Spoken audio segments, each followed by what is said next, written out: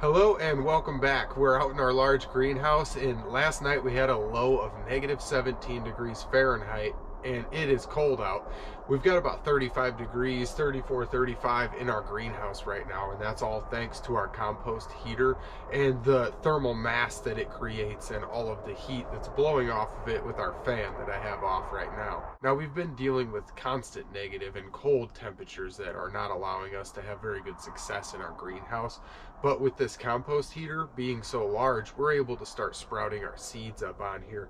And we've got some good seed temps. We've got about 50, 60 degrees steady in these boxes. I saw 70 degrees yesterday when it was a little bit warmer out before we had that really cold plunge. We were about 10 degrees Fahrenheit yesterday, and we had a little bit of sunlight, but not much. So that sunlight will penetrate through here and allow our seedlings to catch a little bit of sunlight. But we've got warmer temperatures coming. We've got 20s to 30s possibly coming in the future here within the next few days. So we're going to take advantage of that. We've been able to sprout our seeds in negative temperatures. So having warmer temperatures ambient outside our greenhouse, we'll be able to start cycling these seed trays down to the floor or into a little microclimate such as in front of our rocks, where it'll catch nice passive heat from the sun and hold good heat overnight where it won't freeze solid or kill our new sprouts.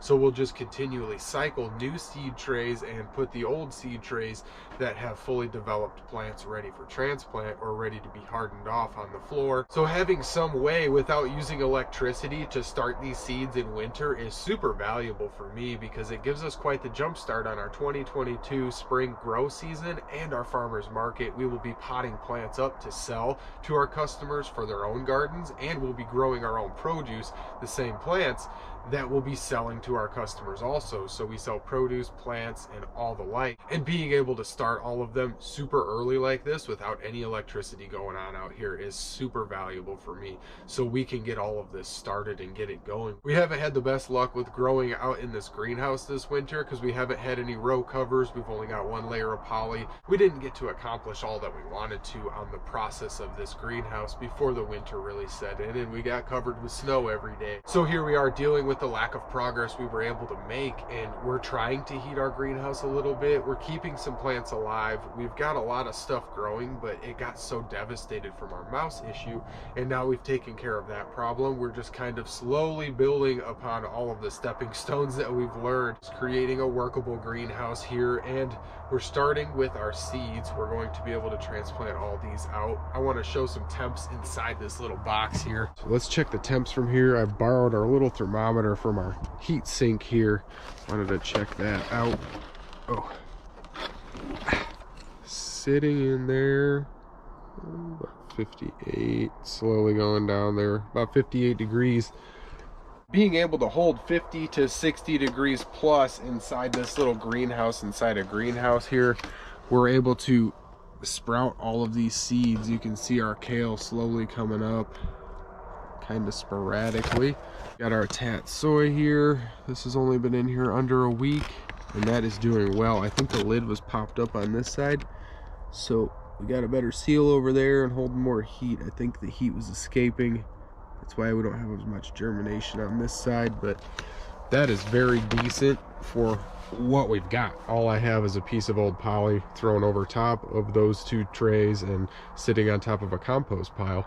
Very simple. So for me, this is as simple and as basic as seed starting gets. This is all natural compost, heating up my seeds to start them. And that's a great process to utilize inside your greenhouse because it adds to the heat and you have compost as a byproduct. And the only real downfall to using this compost as a heater I've found is the pests. You have compost as a byproduct. It's great to use in your garden, great to use in your greenhouse. You've got heat, you've got CO2, a little bit of methane, nothing that's bad other than pests coming to your pile. So if you can control your pests, this is a great organic alternative to starting your seeds without heat mats or having expensive grow lights sitting on top of them.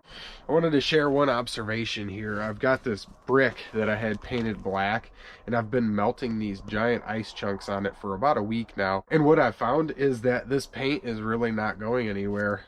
I can brush off all the dirt on here, and it still has a black black surface underneath. I'm not really smudging it around. I'm sure if it was more wet, the paint would be a little more malleable, but as long as it's dry, it's not really running off. When the water's running off and this is melting, it doesn't seem to affect or run the paint. It needs some type of abrasion in order to get that to move. So this is a decent paint source. If you've watched the video where we made this free paint source with an egg, this is great for making dark heat sinks in your greenhouse, or even going the opposite way and using it for a light color in the summertime to make a reflective surface in the summer to reflect all of that heat for yourself, and all by totally free organic paint, non-toxic.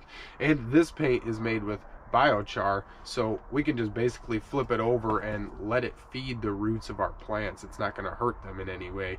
So it's all organic, and that's what I wanted. It's all natural, and I wanted to share the updates on this paint source because I'm going to be using it on many different sources in here throughout the winters, and I wanted to share that with everybody. I just wanted to come out and show the super simple methods that we've been doing and how we're sprouting some seeds in the dead of winter here. You can't even see in there because they're so steamy, but all of these seeds are doing wonderfully in here. You can see them reaching for the sunlight.